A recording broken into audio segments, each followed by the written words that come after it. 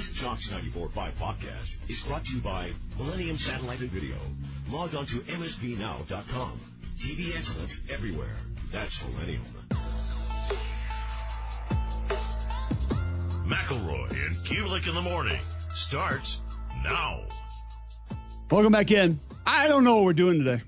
Be honest with you. Over the place. We didn't even know that Ramsey was going to Villarica.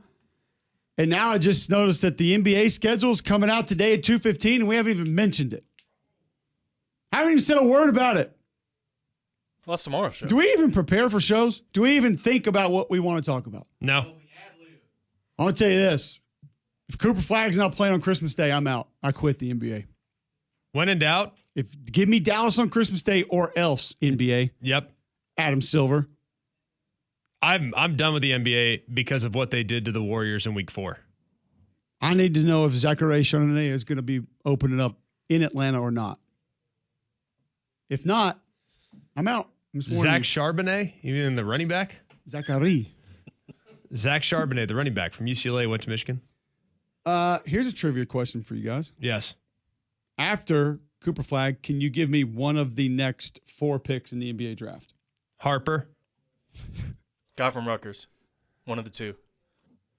I think both Harper, of them. like the author? Yeah. Harper Lewis.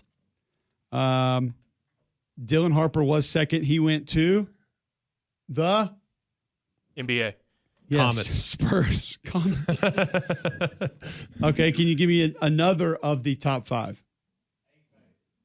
Yeah, Ace Bailey. Ace Bailey was the guy number from 5. Rutgers, yeah. 2? The Jazz. He's correct. Out of? Rutgers. Rutgers. Yeah. Oh, I like that John says that like everyone. I knew that Rutgers had 2 top Rutgers. 5 players. I knew that. I don't know how, but they did. Who was the first SEC player taken? Dalton Knecht last year. I love that I'm asking I know you guys who it like this, should have like I been. would have any idea. I know who it should have been. Okay. Janai Broom? Mark Sears. It wasn't. The first SEC player taken in the draft went 6th to the Wizards. The Wiz? His name was? Yes, Trey Johnson out of Texas. And then next was Jeremiah Fears out of Oklahoma. Now we know why we brought him into the league. We need more NBA draft prowess. Thank you, Texas and Oklahoma, for helping us out there. Don't worry. Arkansas and Kentucky have us from this point forward with the draft prospects. Oh, really? Let me scroll for the first Kentucky player taken. Got him. Scrolling. I see Auburn. I see Arkansas. I see Florida multiple times. Oh, yeah. The 41st pick in the draft. Anybody want to take a guess who that was? Out of Kentucky to the Warriors. One of the twins. I'll give you the first name. Kobe. Johnson. John? Winston. Damian. Bray. Yeah, whatever, Damian. Now spell it. B-R-E with an apostrophe. Nope. Just like his first name, Kobe, and then Brett. Yeah. B-R-E-A. No, we don't know anything about anything. By the way, Amari Williams did get drafted out of Kentucky 46th to the Magic. G League. Oh. I just love that the Bucks at 47 took Boblazub Markovic from Mega Basket. Dude, if you're a starter for Mega Basket, you know you're bringing it. Nobody wants to see Mega Basket on the schedule. Nope.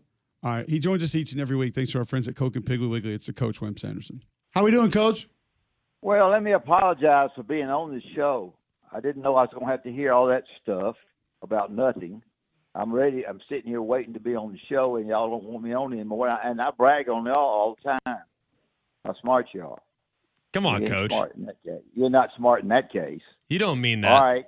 Oh, yeah, I think y'all are good, but y'all talk too much today. I got too much. I don't have that much to say, but I always come up with a football question. I'll have one at the end of the show, I guess. We're trying to tee up basketball for you, Coach. I bragged on Greg. I bragged on Cole all the time. I bragged on Greg about what he said about Auburn's going to be better than people think. I get calls on my radio show saying, "Well, Greg, you brag on him too much." I said, well, those two guys are pretty smart. They know football better than anybody, and that's what they had to say, and Auburn's going to be better. And the other factor is you can't criticize the offensive coordinator for calling a bad play because you don't know who's going to call it now. That's the offensive guy came out, Nix came out and said 3 of them. So explain to me and to our listeners, Greg, and I'm sure you already have, but I hadn't heard the show. All I heard was that junk y'all just gave. What about calling each play? If there's 3 guys thinking about the offense and you have to call each play as it goes down, how does that work? We kind of said it earlier, Coach. Like I don't love that arrangement. Now, I don't know if that's actually what the arrangement is, but it's 3 cooks in the kitchen. Like I need to know, right. You know what I mean? Yeah. It just feels like a lot. I think a singular voice is super helpful. Now you can delegate third down sometimes. So a lot of teams do. It's not that uncommon. You can delegate red zone from time to time, but man, I just don't know if it's the best thing for continuity, cohesiveness, accountability, all that. I don't know if it is. Well, it kind of goes back to the time that Hugh Freeze said he called the long pass against California after Auburn win the game. He sort of took credit for, I call that play. I call that pass. And he's a friend of mine. I'm not kidding. That's the truth. But I think it's difficult. I think one guy has to do it. He may get information when the team's on defense, and you're talking about the offense, your offense. But I think 3 of them are difficult. All right, for both of you guys, money's important. I'm not a naive old guy. You think I am, but I'm not. And I coached at a different era. I think this day and time that, yes, the money's important, so everybody's going to laugh. But I think the relationship that you try to form after you've had a couple of wins, and I point to Georgia, I'll point to Clemson, just two of them. The relationship it's kind of on the relationship factor. Yes, the money's involved. Yes, you're going to have some people quit. But I want both of y'all to. I think the relationship you have with your players, and I mash my guys, but you're not going to back off of them because you think they're going to quit. That they're going to quit on you because you're too hard on them. I'd like for both of you, a quarterback and a lineman, to talk to that idea right now, please. I think it's very real in today's college football. I've heard multiple coaches reference it, talk about it, that you can't coach them hard. You have to pat them on the rear end a little bit more than normal. I think also where you see this show up, Coach, is not just how they're coached, but also how you operate in games. I know Hugh Freeze told one TV crew, because they said it on the broadcast last year, I forget the game, it was a lower tier game, that they were going to feed Cam Coleman in that game. There was going to be an emphasis to get him the football. Do you think that that's just because you think he's that good? Do you think that that's because that really sets up that much for the next 2 or 3 opponents? No, that's to hopefully prevent him from wanting to leave where he is. And he's not the only coach doing that, by the way.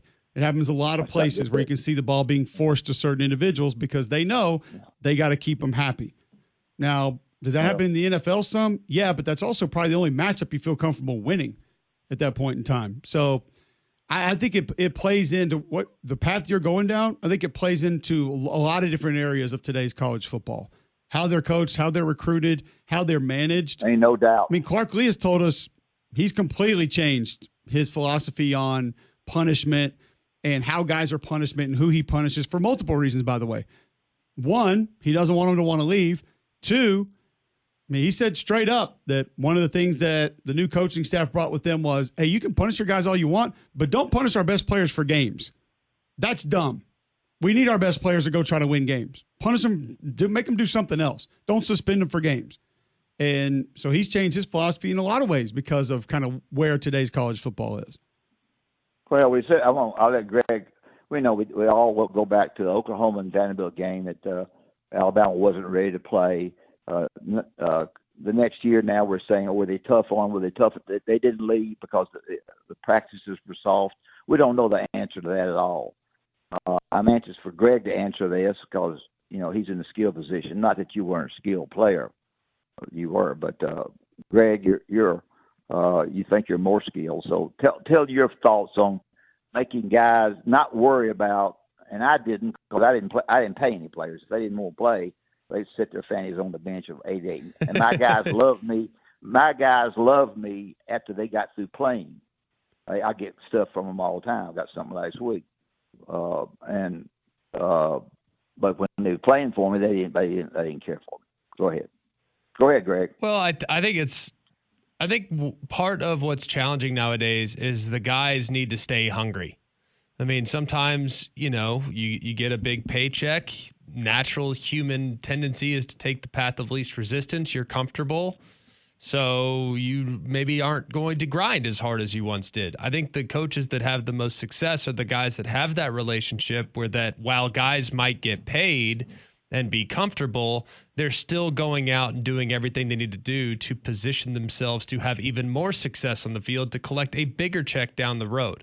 So I think that's where the relationship really matters. Is it's one thing to be comfortable. It's one thing to get taken care of. That's great. But those that elevate are unsatisfied with that comfort level, and they desire to accomplish more. And the coaches that can reach the guys and do that the best are going to be best positioned to do some of those things. The women's basketball coach at South Carolina has put in a rule with her team. They are not to discuss anything financially about what they are getting with their teammates. You don't discuss whatever I'm getting from the university, however I'm getting my money. I don't discuss it with any of the. How do you even enforce that, Coach? Like, come on. I don't know that you do. For me, I'm just gonna be honest with you. That's for show. It's for show. It's for show. You can't make kids not talk about something. Come on. I understand that, but I do think it cuts down a little bit. Not much. I understand what you're saying, but my mamas and the daddies trying to figure out, trying to find out stuff, the gossip that goes on, the lack of playing time. All you got to do is call the agent. Apparently, they'll tell anybody how much their clients are getting. They don't care. We got a good segment going here. No, but I'm just saying. I mean, listen, I appreciate the thought behind it, but you coached. I mean, imagine telling one of your players, "Hey, don't tell everybody else that I'm leaning on you with your grades." Like, she's just trying to find out who's going to come back to her and tell her that so and so told them what they're getting. Yeah, well, when I coached, if I won't say it. Greg, anything? Not on that. Isn't it the opposite of the Saban model too that he said he wanted? Of everybody from what the school is allowed to give should be getting the same. And then if you're cool enough or pretty enough or marketable enough or popular enough to go get a Gatorade commercial or a Lululemon commercial or whatever, then that's on you. You go get that. That's fine. But I'm just curious, like, Coach, how often are you talking about your salary with your friends?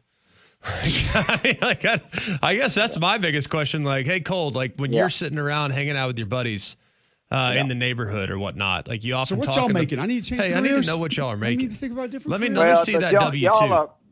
Y'all are the difference is that you two are playing together, and you don't worry about each other. If I'm lined up against a lineman, or I'm a quarterback, or running back, or whatever, and you're the quarterback, I'm kind of, I ran for a touchdown, and you get more money. It's a little, of course, as I said, I'm people call me old school, no personality, whatever I am. I don't know. I didn't want my guys to ever, we weren't paying them. I didn't want my guys to quit. But I had Robert Ory Robert Ory's on my show the other day, and going to be on my show. And I said, how many times I kicked you out of practice? 6? He said, no, it's just twice. So, while they're playing for you, I think this kind of goes different ways, what I did and what they're doing today. And I know the money factor is big. But, Coach, I will say this. What Greg says is extremely accurate, and it's right. However, he, just like me, I'd be willing to bet, have heard boatloads of coaches talking about how kids are talking to each other about what they're making. And the worst part is, this is what I've been told by coaches, the worst aspect is when a guy comes from, say, SEC school to SEC school, and he starts telling everybody what he made and what everybody else on the team was making. That's a big problem, because I know a couple of coaches who have gotten a guy who was a backup at one school, and he's come in and said, well, I'm just using a round number here. Well, I was making $300 there last year. And that's more than the starters at his position are making at new school. Yeah. You don't think that gets people talking a little bit and that gets the kids angry? Yeah, absolutely. I'd say so. I'd also say that how often are these players actually telling the truth? That's the other question. Because we'll never know. Knowing my son, who's 6, he talks about how he can throw a football 78 yards. It's like there's a slight to moderate exaggeration with what he thinks is reality. You know what I mean? Like right. Kids, I hear kids all the time. Literally, their soccer team last year lost like 8-1. And I swear you asked 3 of the kids in the car, hey, how'd the game go? We won. What was the score? 13-3. Like, no, y'all lost like 8-2. You know what I mean? It's like I don't think that changes much until you get to like 25. But I don't know. I really don't know. Well, I had a call. I know I need to get out off of here, but I had a call from a guy, how would Coach Brian handle the lack of the discipline part of it, and also paying the players. I said, Coach Brian, as I told you about scheduling last time, and I and Cole like that part. Coach Brian would handle it both ways. He was there. If you went to see Coach Brian, if you went to see Nick Saban, you knocked on your door before you went in. If you go to see some coaches, you don't. You just slip in there through the secretary. But there's a air around the program that you know what's going to happen if things don't go the way they should go. He would get the guy disciplined on one end himself, or they'll be scared to do much things, kick a football on the field like some of the Alabama players did. He'd get that straight. And if he didn't want to lose them, he'd have 5 or 6 guys that were buddies of his that had the jack to be sure that they took care of them so they wouldn't leave. He did it both ways and kept it pretty quiet. He kept the discipline. At the same time, if he needed to do something to keep a guy there, he would do that. He'd come out of the towers. When he rung that chain and came down those steps on those towers, you didn't know whether his little butt was going after a coach or a player. And he kept the lack of discipline. I'm just jumping from one to another. Comes with being late for a meeting, for not doing this, for not doing that. And a lot of people say, well, nobody quit at Alabama because they're easy on them. I don't know that because we hadn't played in the second season yet. But I think these things are pretty interesting to your listeners. Maybe they're not. Maybe they're not. No, I think it's super interesting, Coach, and I love getting your opinion on it and love hearing your thoughts on it. So thanks for hopping on with us today. We know each and every week, and we enjoy having you every week, regardless of what you think. You are brought to us by Coke and Piggly Wiggly. What does he think I think, Greg? He thinks I think. No, I think you think we don't enjoy having you because every single week you started with, well, I guess I don't know what you guys want to talk with me about. It's football season. Well, I'm just an old basketball all that coach. NBA crap, and I'm gonna tell him something before I give the ad. He ain't gonna like this. The guy from Duke that's going, the great player, he can be defended. Oh boy. Okay. Counterpoint. Okay, counterpoint. Go to Piggly Wiggly. Counterpoint. Go ahead, Hold on. What? They don't play defense in the NBA. Therefore, he can't. He can't be defended because they don't do it. They do in the second half of the fourth quarter in the playoffs. When they start playing the organ in the Garden, that's when they start playing defense. By the way, I do that when I'm playing defense on my kids in the driveway. I'll be run off here. Piggly Wiggly. If you'll go in Piggly Wiggly, you'll be so happy. They'll have meats. They'll have vegetables. There'll be a courtesy. People will be courteous to. They'll do everything. Piggly Wiggly's the best. They're all friends of mine, Andy and Stan. I go to lunch with them every week. And if you need something grocery-wise, you get your little fannies to Piggly Wiggly. And Coca-Cola is a great drink. When I first got my job at Alabama, after being there 20 years, I had a little Coca-Cola ad on my little show when I first started, before we started doing pretty good. Then I got a big one. Thank you guys for having me on. I hope I didn't ruin y'all's NBA thoughts. No, you're great. We appreciate it, Coach. All right. Later. Bye. Thanks. I did not know that Wimp Sanderson had the disrespect for Con Knippel's game that he does. He's down. He said he can be defended. Love so it. There it is. All right. Or maybe he's referencing Kaman Malach. The big guy? By the way, when I was looking over the NBA draft for a moment, do you know how many picks are in the first 2 rounds, or the only 2 rounds total? I would have known, but I'm just asking if you know. 30? 59. 25 players of the 59 drafted were traded. 25 of 59. Why are you even drafting the guys that you're drafting if they're just going to go play somewhere else? Is it all just a race to get the next guy that somebody else thinks might be good, and then we just dump them? Not everybody's going pro, or everybody's going pro, and not everybody's going pro in some other sports, whatever it is. We're all going pro in something other than sports, Greg. Correct. By the way, John, the 25 second-round pick for the Knickerbockers was rescinded by the NCAA. Okay. Not the NCAA, but the NBA. If the NCAA pulled that off, they do have struggle. They might be back. They Okay. would be back. Is there anything better than when the Knicks are good and the Garden starts? I do that to my kid in the driveway, by the way. He's always wondering what I'm doing when I'm playing defense. He's like, stop doing that, Dad. And I'm like, see, it works. I mean, it didn't work against Jordan, but for a lot of other people, it worked. Back with more Mac and Cube next. Go inside Jocks 94.5 on Jocks TV. Morning Jocks, Mac and Cube, 3-man front video simulcasts are presented by Bill Smith Buick GMC and Game Day Men's Health. Watch on the Jocks mobile app and YouTube by searching Jocks 94.5 TV.